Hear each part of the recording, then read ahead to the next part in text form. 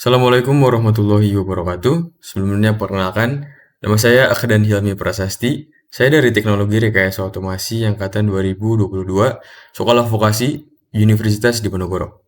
Di sini saya akan menjelaskan tentang apa itu storage system and Hooper's discharge mechanism.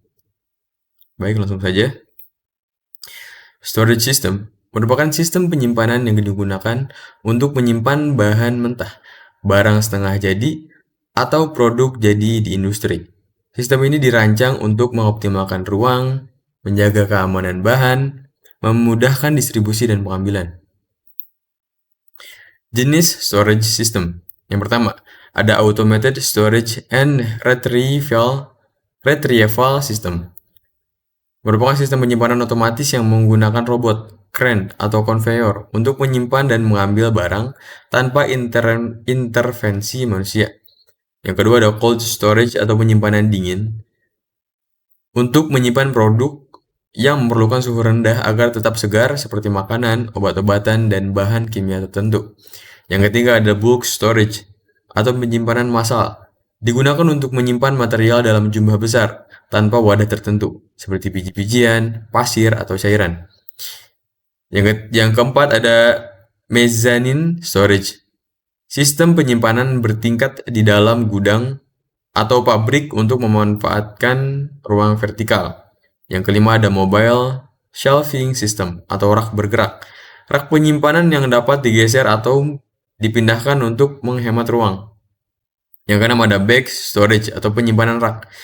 Menggunakan sistem rak untuk menyimpan barang secara terorganisir, biasanya digunakan di gudang dan pusat distribusi.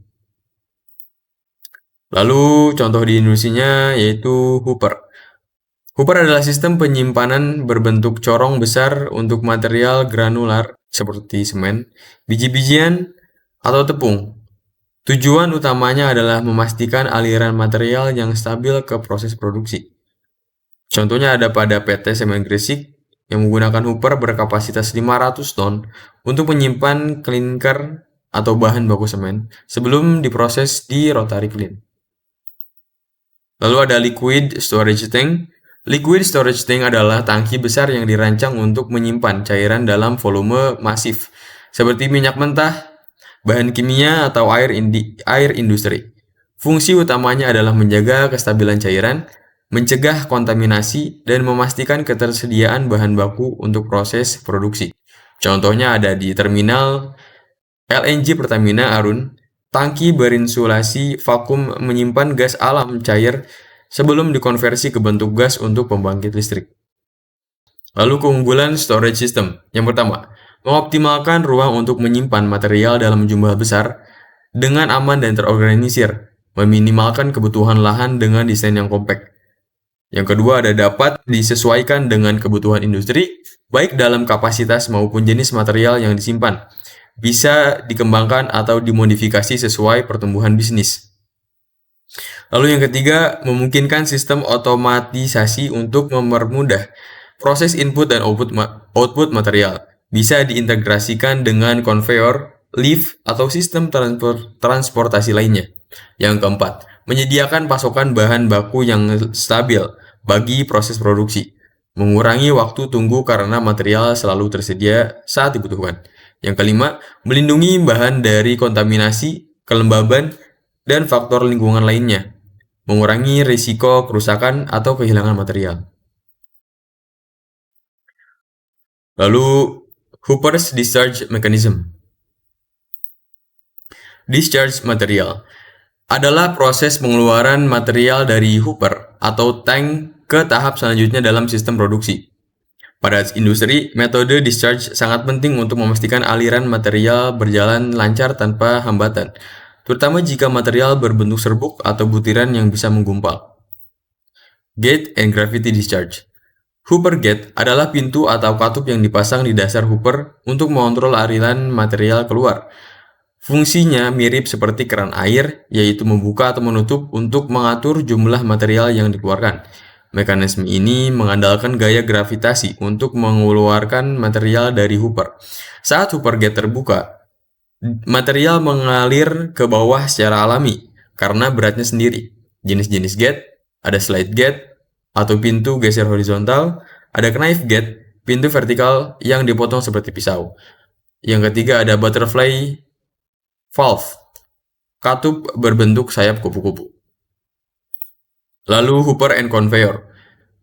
Hooper merupakan wadah penyimpanan berbentuk corong untuk menampung material curah seperti biji-bijian dan lain-lain. Sedangkan conveyor adalah sistem mekanis yang digunakan untuk memindahkan material atau barang dari satu tempat ke tempat lain secara otomatis. Salah satu jenis conveyor yang digunakan untuk hooper discharge adalah screw conveyor. Screw conveyor adalah perangkat mekanis yang menggunakan ulir berputar untuk menggerakkan material dalam bentuk bubuk atau granular. Cara kerja mesin screw conveyor cukup sederhana. Alat ini menggunakan ulir yang berputar di dalam sebuah tabung atau palung untuk menggerakkan material dari satu titik ke titik lainnya. Kecepatan putaran dan desain ulir sangat menentukan kapasitas dan efisiensi pengangkutan. Jenis-jenis screw conveyor. Yang pertama ada screw conveyor horizontal. Ideal untuk memindahkan material secara horizontal, umum digunakan di industri makanan dan kimia. Yang kedua ada screw conveyor vertikal, digunakan untuk mengangkut material ke atas atau ke bawah, cocok untuk aplikasi dengan ruang terbatas. Lalu ada screw conveyor inclined, digunakan untuk memindahkan material pada sudut tertentu, ideal untuk pengaturan yang tidak rata. Lalu screw conveyor shaftless, cocok untuk material yang cenderung lengket atau mudah menyumbat, seperti lumpur atau bahan organik. Seperti ini kurang lebih contoh-contoh dari screw conveyor. Lalu load cell. Load cell atau sensor menimbang adalah sensor yang digunakan untuk mengukur berat suatu objek berdasarkan tekanan atau gaya yang diberikan. Dalam hooper, load cell berfungsi untuk menimbang material secara real time selama proses produksi. Dalam industri, cara kerja load cell pada hooper. Yang pertama yaitu load cell dipasang pada rangka hooper. Ketika hooper diisi, beratnya diteruskan ke load cell yang mengubah tekanan menjadi sinyal listrik. Sinyal listrik ini dikonversi menjadi angka yang menunjukkan berat aktual. Data ini dikirim ke PLC untuk mengontrol pengeluaran material. Keunggulan load cell dalam hooper, yang pertama akurasinya tinggi, bisa mengukur berat dengan sangat presisi. Yang kedua otomatisasi, bisa dihubungkan ke sistem kontrol untuk dosing atau penakaran otomatis. Yang ketiga mengurangi human error, tidak perlu menimbang manual. Contoh aplikasi load cell dalam dosing system. Industri makanan, menakar campuran tepung, gula, dan ragi sesuai resepnya. Yang kedua di industri kimia, menimbang bahan cair atau bubuk untuk formulasi produk. Dan yang ketiga di industri farmasi, mengontrol takaran bahan aktif dalam produksi obat. Dan ini merupakan kurang lebih gambaran dari load cell atau sensor penimbang di hooper. Lalu kesimpulannya, storage system dan hooper discharge mechanism merupakan dua komponen kritis dalam industri yang melibatkan penyimpanan dan distribusi material skala besar. Storage system menawarkan efisiensi penyimpanan dengan optimalisasi ruang, perlindungan material dari kontaminasi atau kerusakan, serta kemudahan akses dan integrasi dengan sistem otomatisasi, sehingga mendukung pasokan bahan baku yang stabil dan mengurangi downtime produksi. Sementara itu, hooper discharge mechanism memastikan aliran material yang terkendali, mencegah penyumbatan atau pemborosan, serta dapat disesuaikan dengan berbagai jenis material, mulai dari bubuk hingga padatan. Keduanya saling melengkapi untuk meningkatkan efisiensi keamanan dan akurasi dalam rantai pasok industri, sekaligus mendukung skalabilitas operasi dan penerapan teknologi otomasi untuk produktivitas yang berkelanjutan. Sekian dari saya. Maafkan apabila ada kesalahan. Wassalamualaikum warahmatullahi wabarakatuh.